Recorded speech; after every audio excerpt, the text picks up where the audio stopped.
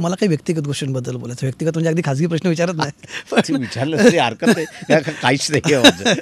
तुम्ही मगाशी ना एक इंटरेस्टिंग उल्लेख केला की माझ्याकडे आडनाव आहे, म्हणजे मी बाबासाहेबांचा नातू आहे. म्हणजे अनेकदा जेव्हा आम्ही आता इतकी वर्ष पत्रकारिता करतो आणि बघतो की महाराष्ट्रात जी मोठी नावं आहेत, देशामध्ये जी महाराष्ट्राने दिलेली देशाला नावं आहेत, अनडाऊटेडली बाबासाहेबांचं नाव सगळ्यात मोठं आहे.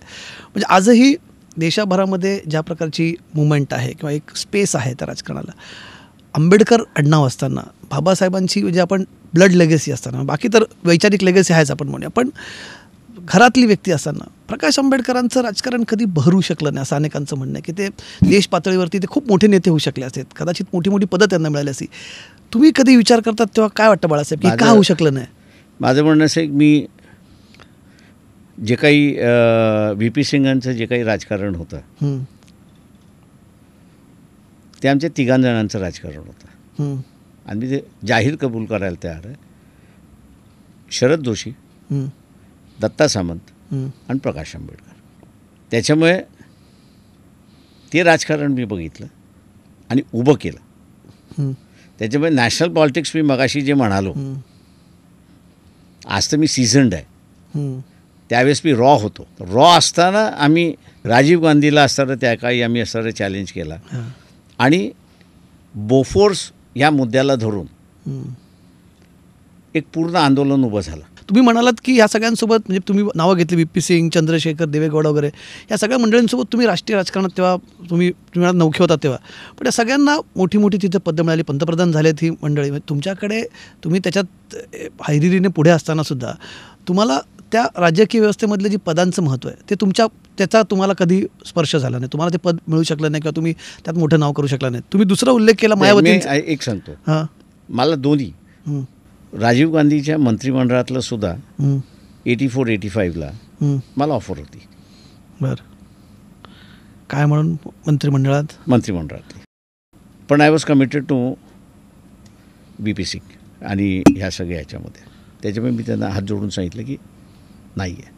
विश्वनाथ प्रताप सिंगाचं सरकार ज्यावेळेस आलं त्यावेळेस मला सुद्धा ऑफर होती की जॉईन दी मिनिस्ट्री, तीही मी नाकारली. तुम्हाला हेल्म ऑफ अफेअर्सवरती राहायचं असेल तर you can be secondary, you have to be number one. पण सुरुवात कुठेतरी करायला लागेल ना, you have to start somewhere.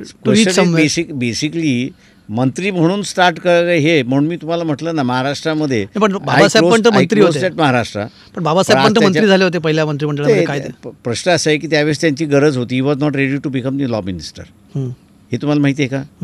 त्यांनी म्हटलं संविधान झालं, माझं झालं, आणि त्याच्यानंतर सगळे म्हटले म्हणजे राजेंद्र प्रसादपासून हे आम्हाला कोण करणार आहे, we want to here to implement it.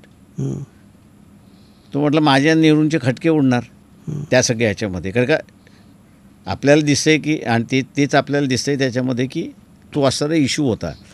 मी तिथलं एकच त्याच्याबद्दल असणारं हे सांगतो की पॉलिटिकल पार्टीज ज्यावेळेस तुम्ही चालवता, तुमची ऑर्गनायझेशन, आणि म्हणून तुम्ही म्हणत असाल की दोन नावं, एक बाळासाहेब ठाकरे आणि कांचीराम यांची आजही नावं घेतल्या जातात. व ते हे सरकारी याच्यामध्ये होती का? मनोहर जोशीची नाव राहतं का? नाही. आहे का मनोहर जोशीचं नाव कुठे? त्याचं नेहमीच एक हे असतं की तुम्ही सत्तेमध्ये ज्यावेळेस जाता त्यावेळेस ऑलवेज इट्स अ कॉम्प्रोमाइज. आणि तुम्हाला सत्तेमध्ये जायचं असेल तर मग you must be in a dictating position.